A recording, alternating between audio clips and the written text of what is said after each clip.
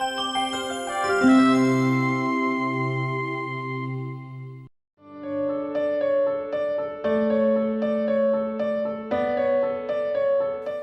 दोस्तों, मेरा नाम डॉक्टर अनुराग सक्सेना है और मैं सीनियर कंसल्टेंट न्यूरोसर्जन हूँ, मतलब कि दिमाग की सर्जरी का विशेषज्ञ। आज हम आपसे बात करेंगे मोया मोया डिजीज़ के बारे में। मोया मोया एक जापानीज़ वर्ड है जिसका मतलब है पफ ऑफ स्मोक, मतलब कि धुएं का एक गुबार। ये डिज़ीज़ में जो आपके धमनियाँ या जो आर्टरीज़ हैं, जो आपका ब्लड हार्ट से ब्रेन की तरफ लेके जाती हैं, जिनको हम कैरोटिड आर्टरीज़ कहते हैं, तो जो ब्रेन की आर्टरीज़ हैं, मेजर आर्टरीज़ हैं कैरोटिड, और आगे anterior and middle cerebral arteries, ये धीरे धीरे सिकुड़ने लगती हैं और इनके सिकुड़ने के कारण दिमाग को ब्लड सप्लाई कम हो जाता है। ना क्योंकि दिमाग को ब्लड सप्लाई कम हो जाता है, इसके कारण मरीज़ को स्ट्रोक हो सकता है, उसका धीरे धीरे मेंटल फंक्शन डाउन होता है और कई केसेस में हेमरेज या ब्रेन में ब्लीडिंग भी हो सकती है।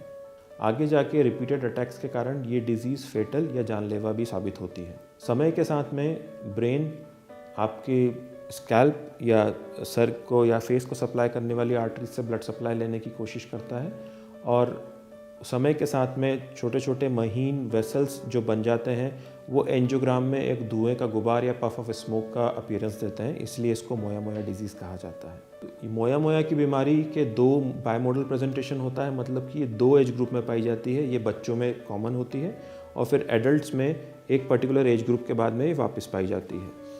इस बीमारी का इलाज भी बच्चों में अलग होता है और एडल्ट्स में अलग होता है, पर ये डिपेंड करता है कि आपकी एंजियोग्राम की फाइंडिंग्स क्या हैं। तो इसको डायग्नोस करने के लिए या इस बीमारी का पता लगाने के लिए एमआरआई या सीटी स्कैन के बाद में हमको विशेष एंजियोग्राम करना पड़ता है, जिसको हम डीएसए कहते हैं।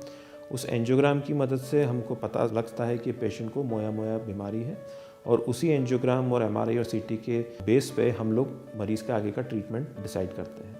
मोया मोया मुख्यतः सर्जिकल बीमारी है, मतलब कि इसका इलाज मेनली सर्जिकल या ऑपरेशन के द्वारा किया जाता है। जैसा कि आप जान गए होंगे कि इसका ऑपरेशन करके हम दिमाग का ब्लड सप्लाई बढ़ाने की कोशिश करते हैं। तो इसके दो तरीके होते हैं। एक तरीका होता है डायरेक्ट वस्कुलराइजेशन, जिसको कि हम डायरेक्टली दिमाग का ब्लड सप्लाई बढ़ाते हैं। वो कैसे किया जाता है? जो आर्टरीज़ हमारी स्कैल्प में या हमारे सर की स्किन में है, चमड़ी में है, उनको निकाल के हम ब्रेन की आर्टरीज़ के साथ में एनास्टमोस या जोड़ देते हैं माइक्रोसर्जिकल टेक्निक्स के द्वारा, और वो ब्लड सीधे ब्रेन में जाता है और ब्रेन का ब्लड सप्लाई बढ़ता है, खून का दौरा ब्रेन में बढ़ता है।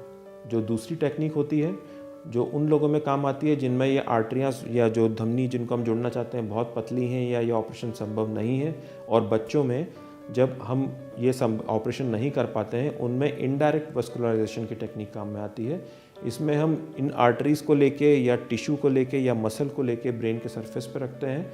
उसके द्वारा धीरे धीरे इन टिश्यूज़ का ब्लड सप्लाई ब्रेन लेने लग जाता है और मरीज़ को सिम्टम्स में या उसकी बीमारी में मदद मिलती है। तो सक्सेसफुल कैंडिडेट्स या जो जिनमें सर्जरीज़ के अच्छे रिजल्ट्स आते हैं, उनमें इस डिज़ीज़ का प्रोग्रेशन या इस डिज़ीज़ को बढ़ना रोका जा सकता है और काफ़ी हद तक वो अपना नॉर्मल लाइफस्टाइल में वापस जा सकते हैं। लेकिन ये मुख्यतः डिपेंड करता है कि उनको पहले से कितनी प्रॉब्लम हो चुकी है इस डिज़ीज़ के कारण। अब एक कॉमन सवाल जो मुझसे पूछा जाता है कि क्या मोया मोया डिज़ीज़ क्योरेबल है, मतलब क्या इसको हम जड़ से ख़त्म कर सकते हैं या इसका कोई परमानेंट इलाज है? तो इसका उत्तर है कि ये क्योरेबल तो नहीं है, लेकिन हम जो सक्सेसफुल सर्जिकल कैंडिडेट्स होते हैं या जिनमें सर्जरीज़ करी जाती हैं, उन सर्जरीज़ के द्वारा जब दिमाग का ब्रेन सप्लाई, ब्लड सप्लाई हम वापस से रिस्टोर कर देते हैं, तो ऐसे मरीज़ों का लॉन्ग टर्म आउटलुक जो होता है, मतलब कि इनका लंबे समय का सर्वाइवल बिना किसी स्ट्रोक या बिना किसी अटैक के आए हुए काफ़ी अच्छा होता है, और ये अपनी नॉर्मल लाइफस्टाइल को जीने में आगे बहुत मदद करती हैं सर्जरीज़। आशा करता हूँ ये जानकारी आपको मदद करेगी। धन्यवाद।